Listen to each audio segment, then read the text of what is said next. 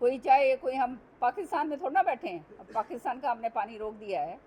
वो बात वो इसलिए क्योंकि वो हमारा एनिमी स्टेट है कि चुनाव में ऐसी राजनीति, घिनौनी राजनीति करी गई। ये कहा गया कि हरियाणा जो है जहर मिलाकर पानी भेज रहा है दिल्ली वालों को। अब ये बताओ, ये कोई सत्य बात है? अब भाई कांग्रेस के पास तो अब जब कुछ रहा है नहीं तो ये सर्वदलीय करेंगे या बयानबाजी करेंगे, धरातल पे तो होलिये ख़त्म। चाहे वो पत्र लिख लें, चाहे वो कुछ भी मांग उठा लें, जब पानी ही नहीं है तो कहाँ से आएगा? वो तो कांग्रेस में हैं तो कुछ तो उनको बोलना पड़ेगा, उनकी मजबूरी है। लेकिन मेरे ख्याल में जिसने भी आज माननीय मुख्यमंत्री जी का बयान सुना है तो सारी स्थिति स्पष्ट हो गई होगी। 2 दिन के अंदर अंदर ये सारा हो जाएगा। जो हमारा इंडेंटेड पानी है, अब जो है 50% से ऊपर जो पानी है वो हमारा इन्होंने रोक दिया है और इसके ऊपर राजनीति अब इन्होंने शुरू कर दी है। पहले ये इसलिए नहीं करते थे क्योंकि इनकी जो है दिल्ली के अंदर सरकार में इनका भाग्य था, सरकार इनकी थी, तो दिल्ली को अगर पानी नहीं देते तो परेशानी होती। तो इसलिए जो है दिल्ली को ये पानी दिया करते थे और हरियाणा ने कभी भी दिल्ली का पानी नहीं रोका, बल्कि दिल्ली का जो शेयर था उससे ज़्यादा ही हरियाणा ने हमेशा दिया, क्योंकि पानी का जो अधिकार है वो सबका है। कोई चाहे कोई हम पाकिस्तान में थोड़ा ना बैठे हैं, अब पाकिस्तान का हमने पानी रोक दिया है। वो बात वो इसलिए क्योंकि वो हमारा एनिमी स्टेट है। लेकिन ये एनिमी स्टेट थोड़ा ना है, ये भी हमारा हिंदुस्तान का अभिन्न अंग है हमारा पंजाब। तो जैसे उनका है हक वैसा हरियाणा का है, वैसे पंजाब का है, वैसे दिल्ली का है। तो ये सारा का सारा जो है पानी जो है इस तरह से सबको मिलना चाहिए। अब ये राजनीति वहाँ पे पहले उन्होंने यहाँ तक बात कह दी। आप समझ सकते हो कि किस तरह के लोग हैं ये, कि चुनाव में ऐसी राजनीति, घिनौनी राजनीति करी गई। ये कहा गया कि हरियाणा जो है जहर मिलाकर पानी भेज रहा है दिल्ली वालों को। अब ये बताओ, ये कोई सत्य बात है? हम क्यों जहर मिलाएंगे भाई?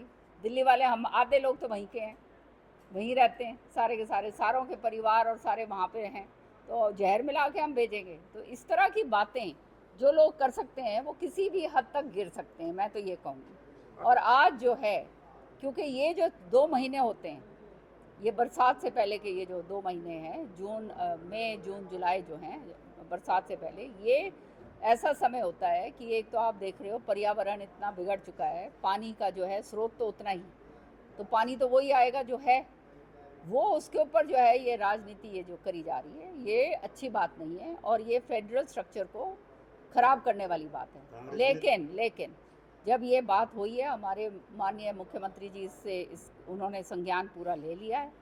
साथ ही साथ आपकी जो मंत्री हैं, जल संसाधन की मंत्री जो हैं श्रुति चौधरी जी, वो कल मिल के आई हैं। 1 महीने से ये चल रहा था चक्कर, समझ रहे हो ना? तो ये तो मिनट टू मिनट इतना काम करना पड़ता है। तो कल वो वहाँ पे भी केंद्र मंत्री से भी मिली हैं, खट्टर साहब से भी जो है मुलाकात हुई है, सारा कुछ। तो ये जो इनसे जो है कुछ ना कुछ समाधान, इनको पानी तो देना पड़ेगा, ऐसे थोड़ा ना ये 100 मोटर पानी हमारा रोकेंगे। लेकिन मेरा आपके ज़रिए एक मैसेज देना चाहती हूँ मैं। देखिए, पानी के स्रोत उतना ही और ख़त्म होता जा रहा है।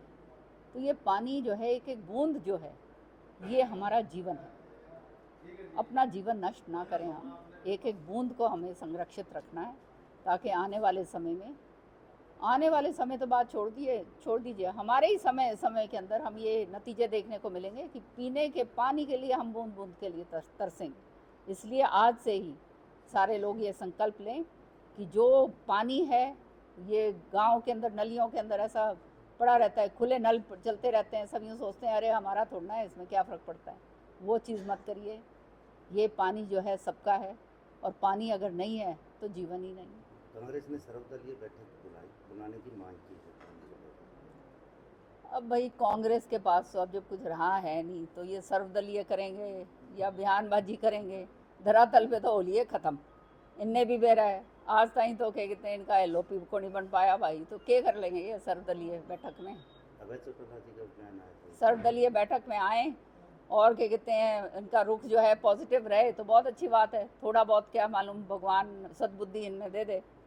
ने पंजाब के रास्ते बंद करने की बात कही। मैं ये कहूँगी कि हमारे को प्रयास करना है अपने पानी लेने का। ये नहीं करना हमने कि हम गुत्थम गुत्था हो एक दूसरे के साथ। पंजाब सरकार को हरियाणा में आतंकवादी नजर नहीं आ रहे।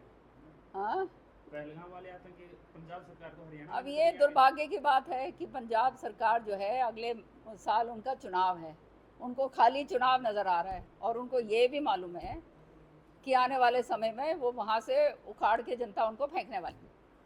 तो दादरी के विधायक हैं जी, उन्होंने विधानसभा में मांग उठाई है और पत्र भी लिखा है, लेकिन इसके बावजूद दादरी की नहरें सूखी पड़ी हैं। ये क्या बात हुई कहने की? चाहे वो पत्र लिख लें, चाहे वो कुछ भी मांग उठा लें, जब पानी ही नहीं है तो कहाँ से आएगा? ये तो क्या कहते हैं, अच्छी बात है वो जो ये कर रहे हैं, लेकिन जब पानी होगा जब ही तो आएगा। ऐसे कैसे आ जाएगा पानी?